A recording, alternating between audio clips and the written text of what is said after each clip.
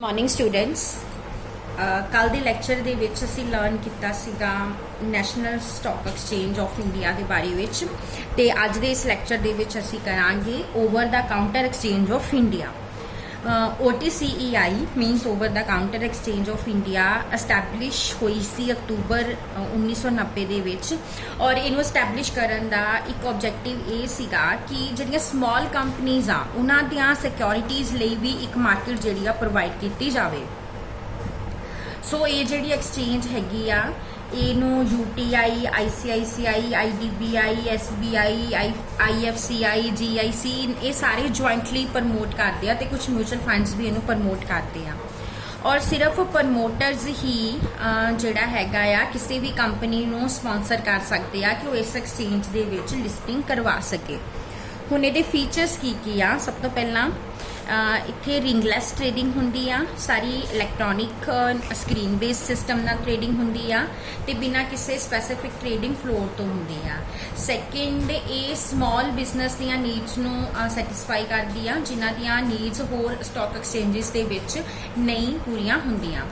Third ਆ ਇਹਦੀ nation wide reach ਆ और ये पूरी कंट्री दे विच फैली हुई आ। ये बहुत सारे काउंटर्स आ, बहुत सारे ऑपरेटर्स आ। फोर्थ, स्मॉल ते मीडियम साइज कंपनीज जिन्हां दी पेड अप कैपिटल 30 लाख तो 25 करोड़ दे विच हुंदी आ ਉਹ ਹੀ ਜਿਹੜੀਆਂ ਹੈਗੀਆਂ ਆ ਰਜਿਸਟਰ ਕਰ ਸਕਦੀਆਂ ਆ। OTCEI equity share, preference share, bonds, debentures ਤੇ ਵਾਰੰਟਸ ਦੇ ਵਿੱਚ ਡੀਲ ਕਰਦੀ ਆ। ਨੈਕਸਟ ਕੀ ਆ ਕਿ ਜਿਹੜੀ ਟ੍ਰੇਡਿੰਗ ਆ ਉਹ ਨੈਗੋਸ਼ੀਏਟਿਡ ਬਿਡਿੰਗ ਨਾਲ ਹੁੰਦੀ ਆ।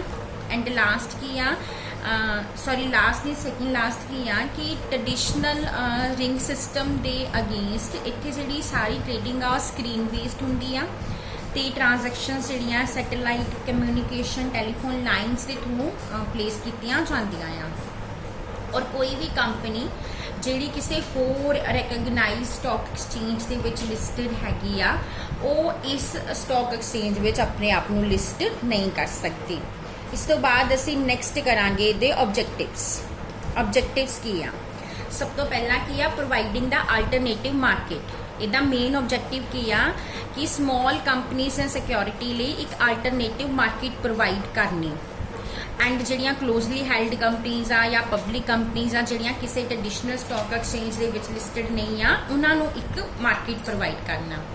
सैकेंड आ replacing the traditional trading system.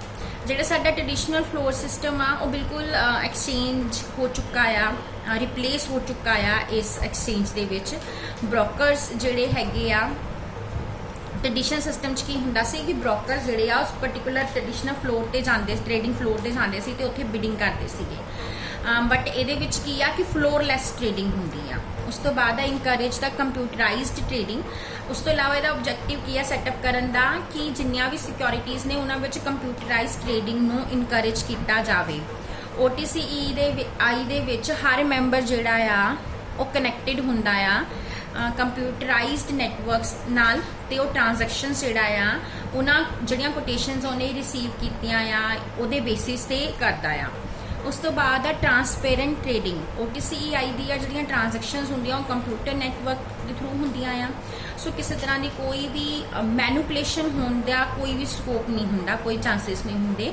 Investors ਜਿਹੜੇ ਹੈਗੇ ਆ ਉਹ ਉਹਨਾਂ ਨੂੰ ਖੁਦ ਹੀ ਸਾਰੀ ਜਿਹੜੀ ਕੰਪਿਊਟਰ ਤੇ ਉਹ ਖੁਦ ਹੀ ਸਾਰੀ ਡਿਟੇਲ ਜਿਹੜੀ ਆ ਦੇਖ ਸਕਦੇ ਆ ਤੇ ਇਨਵੈਸਟਰਸ ਨੂੰ ਫਰਾਡ ਕਰਨ ਦਾ ਕੋਈ ਵੀ ਚਾਂਸਸ ਨਹੀਂ ਹੁੰਦੇ ਜਿੱਦਾਂ ਕਿ 올ਡ ਟ੍ਰੇਡਿੰਗ ਸਿਸਟਮ ਦੇ ਵਿੱਚ ਸੀਗੇ।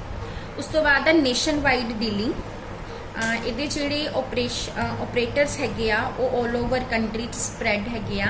ਜਿਹੜੀਆਂ ਸਮਾਲ ਕੰਪਨੀਜ਼ ਆ ਉਹਨਾਂ ਦੀਆਂ ਸਕ੍ਰਿਪਟਸ ਜਿਹੜੀਆਂ ਹੈਗੀਆਂ ਆ ਕਿਸੇ ਵੀ ਕੰਟਰੀ ਦੇ ਕਿਸੇ ਵੀ ਪਾਰਟ ਵਿੱਚ ਟ੍ਰੇਡਿੰਗ ਹੋ ਸਕਦੀ ਆ ਉਹਨਾਂ ਦੀ। ਸੋ ਜਿਹੜੀਆਂ ਰੀਜਨਲ ਟ੍ਰਾਂਜੈਕਸ਼ਨਸ ਆ ਉਹਨਾਂ ਦੇ ਬੈਰੀਅਰਸ ਇੰਨੇ ਖਤਮ ਕਰ ਦਿੱਤੇ ਆ। ਉਸ ਤੋਂ ਬਾਅਦ ਆ ਇਨਕਰੇਜ ਦਾ ਸਮਾਲ ਕੰਪਨੀਜ਼। ਜਿਹੜੀਆਂ ਸਮਾਲ ਕੰਪਨੀਜ਼ ਦੇ ਸ਼ੇਅਰ ਹੋਰ ਸਟਾਕ ਐਕਸਚੇਂਜਸ ਦੇ ਵਿੱਚ ਲਿਸਟਡ ਨਹੀਂ ਹੁੰਦੇ ਉਸ ਜਿਹੜੇ ਹੈਗੇ ਆ ਇਸ ਸਟਾਕ ਐਕਸਚੇਂਜ ਦੇ ਵਿੱਚ ਜਿਹੜੇ ਆ ਉਹ ਲਿਸਟਡ ਹੋ ਸਕਦੇ ਆ। ਸੋ ਇਹੋ ਜਿਹੀਆਂ ਕੰਪਨੀਜ਼ ਨੂੰ ਰੀਜਨਲ ਸਟਾਕ ਐਕਸਚੇਂਜਸ ਦੇ ਵਿੱਚ ਡਿਸਕ੍ਰਿਮੀਨੇਟ ਕੀਤਾ ਜਾਂਦਾ ਆ। ਸੋ ਇਹ OTCEI ਉਹਨਾਂ ਨੂੰ ਇੱਕ ਮਾਰਕੀਟ ਪ੍ਰੋਵਾਈਡ ਕਰਕੇ ਉਹਨਾਂ ਨੂੰ ਇਹੋ ਜਿਹੀ ਡਿਸਕ੍ਰਿਮੀਨੇਸ਼ਨ ਤੋਂ ਵੀ ਬਚਾਉਂਦੀ ਆ। ਉਸ ਤੋਂ ਬਾਅਦ ਆ marketing of the debt segment. Regional stock exchange ਜਿਹੜੇ ਆ ਉਹ ਸਿਰਫ ਤੇ ਸਿਰਫ ਇਕੁਇਟੀ ਬੇਸਡ ਟ੍ਰੇਡਿੰਗ ਨੂੰ ਹੀ ਪਰਮਿਟ ਕਰਦੇ ਆ। ਸੋ OTCEI ਜਿਹੜੀ ਹੈਗੀ ਆ ਉਹ ਡੈਟ ਇੰਸਟਰੂਮੈਂਟਸ ਦੀ ਲਿਸਟਿੰਗ ਨੂੰ ਅਲਾਉ ਕਰਦੀ ਆ ਤੇ ਇਹਦੇ ਨਾਲ ਕੀ ਹੁੰਦਾ ਆ ਕਿ ਡੈਟ ਸੈਗਮੈਂਟ ਨੂੰ ਵੀ ਜਿਹੜਾ ਆ ਮਾਰਕੀਟ ਮਿਲਦੀ ਆ।